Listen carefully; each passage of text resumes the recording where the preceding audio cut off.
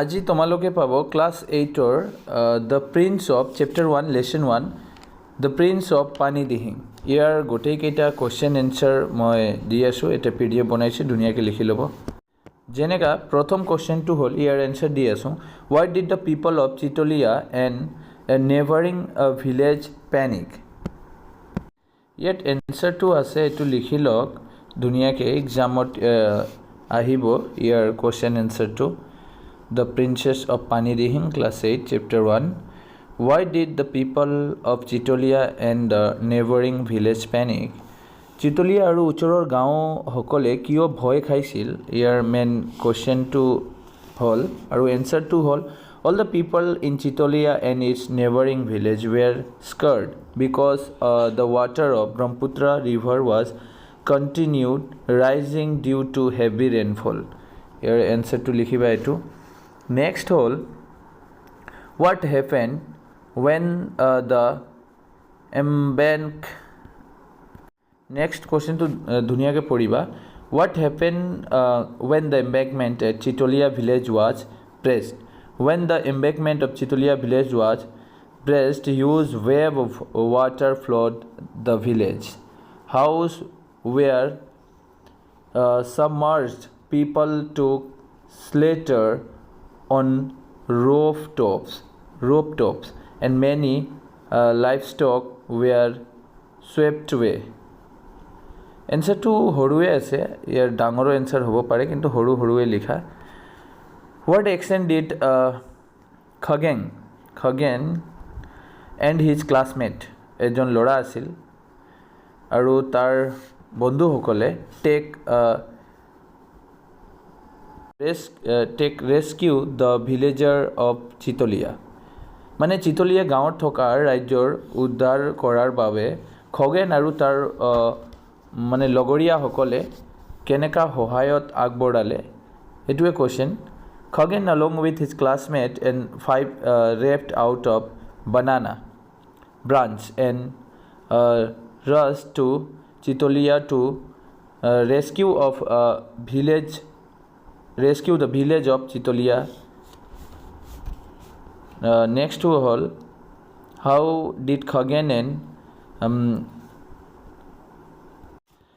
দুজনে ইয়াত নেম তেখেতে দিলে। Why did Khagin and Damru rescue Dr. Hati Borua and Moni Baidev? So ইয়াৰ এনচাৰটো ইমানে লিখিবা। নেক্সট আৰু কুৱেশ্যনটো হ'ল, ইয়াৰ মানে গোটেইকেইটা কুৱেশ্যন যি ৰেডত মই লিখিছোঁ, হাইলাইট কৰিছোঁ, এইটো ৰেড মাৰ্কৰ, এইটো এক্সামৰ কাৰণে ইম্পৰ্টেণ্ট হ'ব। ইয়াৰ কাৰণে এইটো লিখি ল'ব তহঁতে, যেনেকৈ হোৱাই did the people of village call Khagen the prince of Pani Dihing, মানে গাঁৱৰ মানুহৰে মানে খগেনক পানী দিহিঙৰ ৰাজকুমাৰ বুলি মাতিছিল কিয়? হোৱাই ডিড, কিয়? The people of the village called Khagin the Prince of Pani Dihing because Khagin was a brave, এজন সাহসী ল'ৰা আছিল, flew and quickly grasped the serious of the situation and swung into action. খগেনে এজন সাহসী সংগী হোৱাৰ বাবেও গাঁওখনৰ মানুহে খগেনৰ পানী দিহিঙৰ ৰাজকুমাৰ বুলি অভিহিত কৰিছিল আৰু পৰিস্থিতি গম্ভীৰতা মানে তেখেতে ভালকৈ সেইটো কাৰ্যসমূহ কৰিলে গাঁৱত। ইয়াৰ কাৰণে তেখেতক কি মাতিছিল মানুহে পানী দিহিঙৰ ৰাজকুমাৰ বুলি মাতিছিল। নেক্সট 2 নম্বৰটো হ'ল, how much of the story do you remember, answer this question. এইটো এনচাৰ দিব লাগে, যেনেকৈ A number, was Khagen, how old was he, Khagen কোন আছিল আৰু তেওঁৰ বয়স কিমান আছিল। Khagen was 70 years young man and he was live in Borgaon village, তেওঁ বৰগাঁও ভিলেজৰ এটা বাসিন্দা আছিল। এইটো এনচাৰ হ'ব। আৰু সেনেকৈ তলৰ B নম্বৰৰ এনচাৰ আছে, it rain heavily all week, what was the result, কি হ'ব, তেনে ফ্লাড হ'ব। দ্য ৰিজাল্ট অফ, এইটো এনচাৰটো লিখিবা, এইটো এনচাৰটো লিখি লওক। The result of after heavy rainfalls, he, ইয়াত টি লিখিব নালাগে, জাষ্ট হি লিখিবা। He whole villagers was flood due to rain for a week, এক সপ্তাহমান বৰষুণ দিলে কি হ'ব আৰু ফ্লডেই হ'ব। তাৰপিছত ইয়াত আছে C number 2 in moments huge waves of water broke into the village what is this situation called তাক কি বুলি কোৱা হয় তাক বুলি কোৱা হয় flood disaster okay this situation is called flood disaster next আছে এটিও লিখিবা হৰু হৰু আছে 3 নম্বৰ খিনি মই ইয়াত ফিল আপ কৰিব লাগে complete the following sentence in your word এটো সেন্টেন্স কিৰি সম্পূৰ্ণ কৰিব লাগে ইয়াত আছে সো এক কাম কৰিবা তলৰ যিমান কেইটা আছে হেতু ফিল আপ কৰি দিয়ক এনেকা বা ডাইৰেক্ট আনসাৰটো লিখিলেও হ'ব একো নহয় ডাইৰেক্ট লিখিলেও হ'ব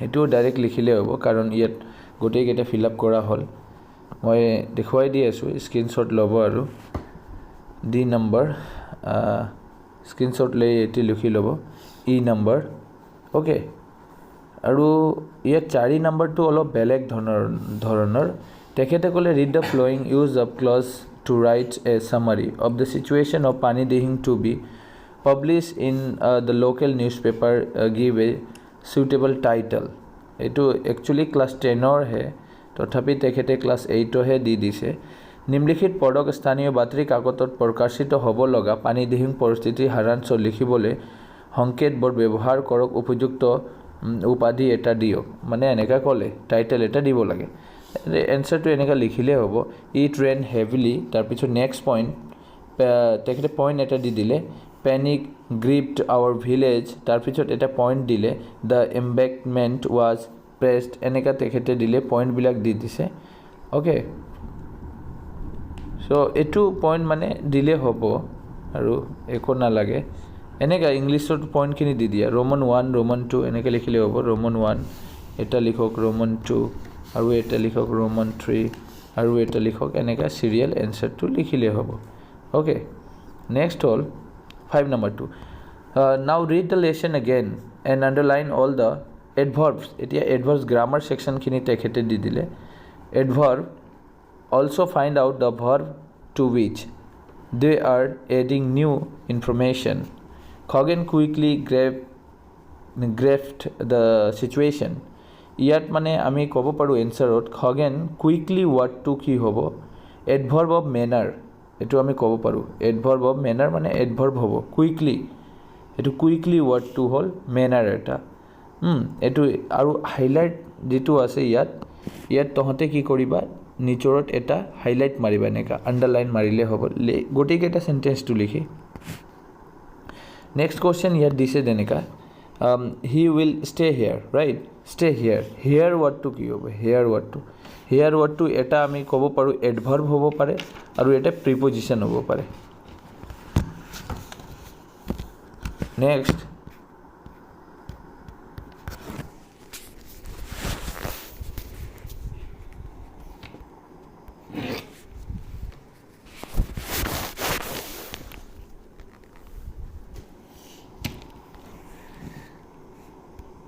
নেক্সট এটু লিখিবা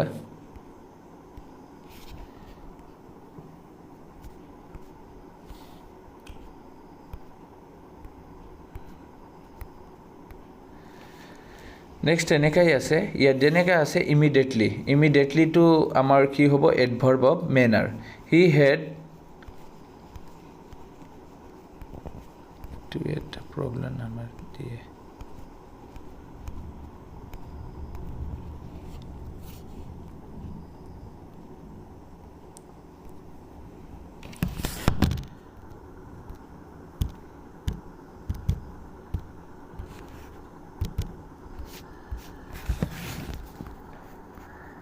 হেকে হ'ব আৰু ইয়াতো দেনেকা আছে আনসাৰ কিনি লিখিলে হ'ব আনসাৰ গোটেই কেটা লিখি লব ইন্টাৰোগেটিভ নেগেটিভ এটো তাৰ পিছত 8 নম্বৰৰ তেখেতে এটা দিছিলে এটো আনসাৰটো যেনেকা আছে ঠিক তেনেকা লিখিবা 100% ৰাইট হ'ব এটো নেক্সট ইয়াত আছে যেনেকা read the news items carefully to die in Assam flood আৰু এটো মানে এটা ৰিডিং কৰিবলৈ দিলে Anil Nagar July 16 2 person a man and woman were drawn in a this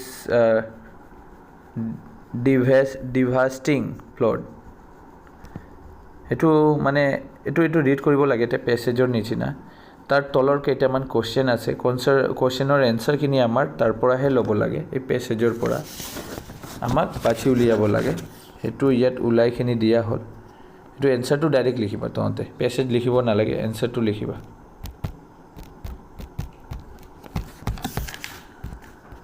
okay মই অলপ ৰখি আছো তহঁতৰ কাৰণে লিখাৰ কাৰণে হ'ব আৰু মই ক'লো যে চেনেলটো সাবস্ক্ৰাইব কৰিবা কাৰণ আমাৰ বেলেগ যিমান সাবজেক্ট আছে মই গোটেই সাবজেক্টৰ কোৱেশ্চন এনসাৰ ইয়াত দি থাকো আৰু ইম্পৰ্টেন্ট বিলাকৰ দিম এক্সামৰ আগতে ইয়াৰ কাৰণে সাবস্ক্ৰাইব কৰি ৰাখিবা ওকে